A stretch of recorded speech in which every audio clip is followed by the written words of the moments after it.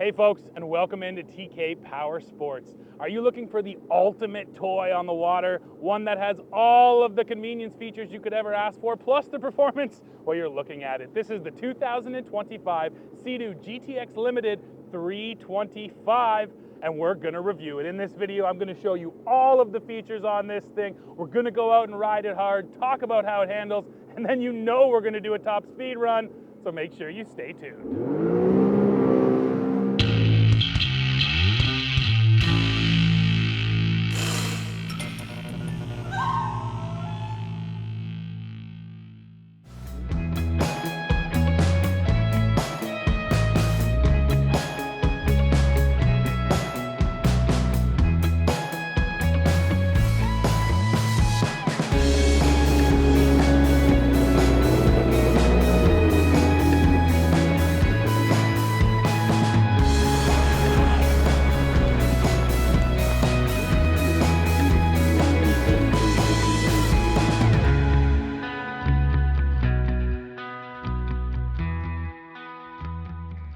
Let's kick this one off with the important numbers. So the powertrain here in this GTX 325 is the 1630 Ace. That is a 3-cylinder, 1,630cc supercharged power plant, making 325 horsepower. And yes, this is the most powerful engine that Sea-Doo produces.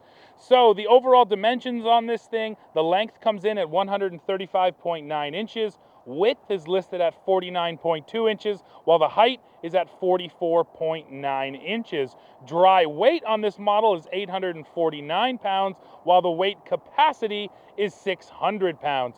Finally, this thing is rated for 3 riders, and it has an overall fuel capacity of 18.5 US gallons.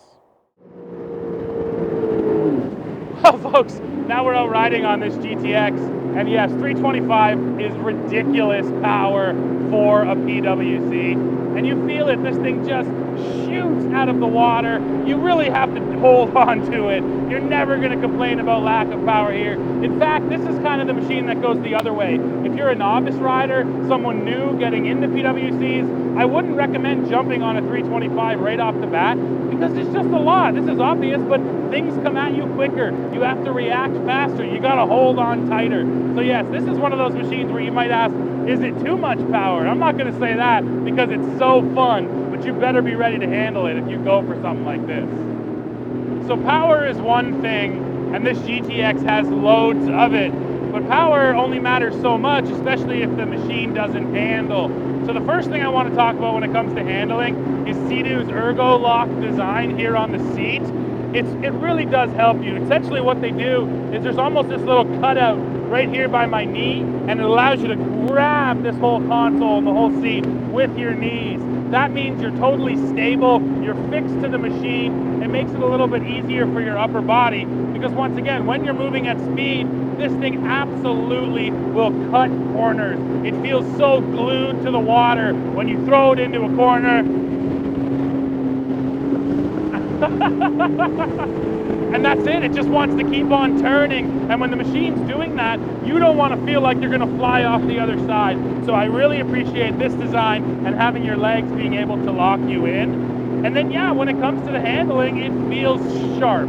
Sharp is absolutely the best word for it. It digs into those corners and feels like it just wants to keep on turning. Now there's also the steering damper, which has been brought over to this model. So it's adjustable. It's right over here in my handlebars, and it allows you to, turn up the damping just on the bars, and you can adjust it sort of exactly how you like it. So at first I put it to full damped. After a while that felt a little too heavy in my hands. So now I've gone to sort of middle of the road, and that seems to be a nice happy medium, because what it's doing, it's taking a lot of those little shocks out of your arms. It's making the ride a little bit easier, meaning you just got to put a little bit less input in. Although when it gets too heavy, then it feels kind of dead. It feels, again, a little too heavy, like you got to really work the bars. So I like that you have that, and mostly I like that it's adjustable. And then if you turn it all the way down, it basically feels like it's off. It's not there at all. So nice to have. The adjustability here is good too. I can put the bars up, bars down, So if I do want to stand up, it's fairly simple. There's no big riser on these handlebars like some of the other Sea-Doo models, so I'm reaching a bit for it. But the fact that it adjusts makes it a lot easier. And what I like too is that the screen adjusts with the bars. So if I stand up, the angle of that screen is staying pretty nice and flat to my eyes, which is important when you're trying to get that information extremely quickly. So the performance here, I got no complaints. And then when it comes to comfort, same thing. A nice cushy seat. You're getting this premium decking material under my feet as well. It feels good. I want to talk slow speed stability and docking because that's very important with any PWC. So first of all, this thing is quite big, like most modern PWCs are. Dry weight here is 850 pounds, so it's a sizable machine.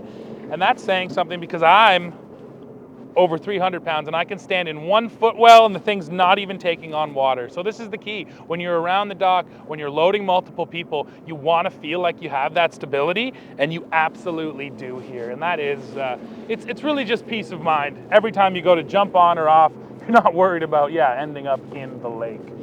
So next, I just want to talk about docking and sort of basic operation. So the machine will start up in neutral, tap the right lever, you're in forward, tap the left again, you're back in neutral, and then hold it, and that gives you your reverse. So when you are coming into a dock at slow speed, it's really about, it's a little dance sort of between forward and neutral. So now I'm forward, pop that for neutral, hold the left for a bit of reverse, bit of forward, a little bit of neutral, bit of reverse.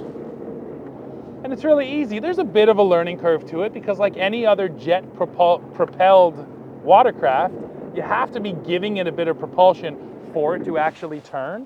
But once you figure it out, it's easy as can be. I will say though, the Yamaha Wave Runner does have that slow speed docking mode, and that's something I think Sea-Doo could benefit from. So it's definitely a feature if that's one thing you're really worried about, where I think the Wave Runner is a bit better. Let me take you through some of these basic operations on this touchscreen. First of all, let me just say it looks really sharp, nice to your eyes. We haven't had a ton of sunlight today either, but the little bit that we did have, I didn't notice any glare, or it never got tough to see, anything like that. So yeah, and you have control over all of these different things. Your media, so if you hook up a Bluetooth device, you can crank your music. There's your statistics, how far I rode today, my average speed, how long I was out riding, and you have different trips, so you can set a trip A versus a trip B. Vehicle, this is going to tell you what settings the vehicle is in. You can access the IDF, that's the Intelligent Debris Free Pump System, which will essentially blow out any weeds or anything you have stuck up into your intake grate. That's an excellent feature. And then yeah, even more than that, vehicle information, your VIN, all the different numbers you're going to need. Plus, you have maintenance minders here too, so when this thing needs its maintenance, it's going to let you know. Over here we can go into preferences, and there's just so many different things you can set up, the way the screen looks, the Bluetooth, all the different units, anything you need. So yeah, and then finally, this works with the BRP Go app. So you get the app on your phone and you can control a number of different things, including the navigation. There is built-in navigation here, but it works way better if you're hooked up to that BRP Go app on your phone. Yeah, I love the functionality of this huge touchscreen, especially if you're gonna call it a limited model with all the features. Well, that definitely stands out and makes it feel that much more luxurious. Now, I do want to talk about a few other things while I'm sitting here. First of all, the storage. This storage bin, not huge, but the real key thing is it has a separate spot for your phone. That's watertight, so you can rest assured your phone is gonna be safe in there. And they have these little holders down in here, material holders to make sure the phone is solid, plus a USB port, so you can put it in there and actually charge while you're on the go. And then like most other Sea-Doo models, this has the massive nose storage, which is so easy to access from a seated position. That was really the key. The old nose storage on Sea-Doo models, you had to stand up, reach over the handlebars, couldn't really get to it. This is so much more accessible for the rider. Plus we get these bins here, material bins. So, you know, I've got my sunglasses and my GoPro down in there. I can actually reach those without standing up. And then if you got something down on the bottom, stand forward, and you can get to that too. So yeah, a massive amount of storage, and these are those sort of luxury features that you expect on a machine like a GTX, and they are all here. One thing that comes along with that touchscreen is a new set of handlebar controls. If you're familiar with Sea-Doo models, these controls won't look like other Sea-Doos, and yes, these come along with the touchscreen. They're the nice rubberized buttons. so they feel good. They also feel ready for the elements in the water, which is clearly important. I like the grips too. They really give me a nice spot for my thumb to rest in here, and then when you wrap around, you can really get your fingers in on the action too. And once again, holding on is important on this unit, so nice to have the good grips. Now, what are those controls over here? Well, I have cruise control on my right hand. I also have volume control for my music, and then I have variable trim on my left, and I can control some different things on that touch screen in front of me while I'm riding, like the gauges and things like that. And it is important to note, you cannot use the touch screen while riding. If I go to touch it right now, it tells me to slow down, the feature is unavailable, and that is important for safety. You shouldn't be up here fumbling with this while you're cruising at speed. So yeah, the convenience features are really here as well. And then plus, that big monster deck out the back, you're getting the reboarding step back there. That's important if you want to take this thing out for a swim. And just having the big platform to jump off of and climb back up is nice. Plus, they have the link attachments, so if you do want to get a cooler, a gas caddy, any of those many accessories, they'll stick on the back of the GTX. Now finally, you've already seen this model the whole video, but I think we just have to talk about styling as well. If you're spending this much money and you want sort of the top of the line when it comes to luxury, it better look pretty nice. And I do think this thing looks sharp, although this color, this teal color, really pops in the sunshine. I wish I could give you some sunny shots of it right now, but it's overcast. But outside of that, yeah, I think it looks pretty sharp. Why don't you just drop in the comments and let me know what you think of the styling here on the GTX. Now it's time to really see what it'll do. Let's do a top speed run. So we go over into sport mode, increased acceleration, instruct passengers to hold on tightly. Thank you, Sea-Doo. Sport mode it is.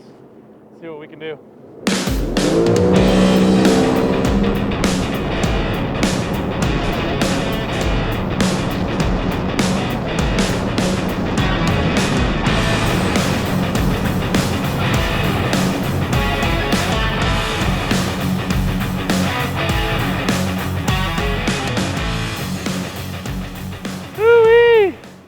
Well, folks, I think I saw 67 miles per hour, so pretty dang quick. And of course, most riders are going to be lighter than me, so you're going to max it out right at that 69. But yeah, it's ridiculously quick and fast out on the water.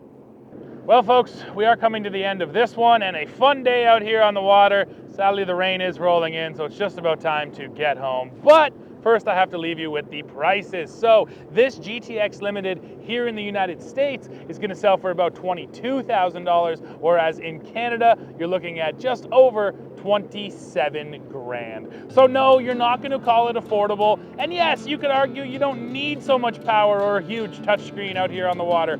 But if you are looking for the ultimate when it comes to luxury and performance, well, you're looking at it right here. And if you do have the money and can afford it, I don't think you'll be disappointed. So yeah, that's it for this one. Now, please go in the comments. Let me know what you think of this GTX while you're down there. Don't forget to hit that like button, hit subscribe, hit join to become a member of TK Power Sports, and then come right back here to the channel to see what we're testing next. And yeah, time to get back to the dock, and I'm going to do it real quick. See ya.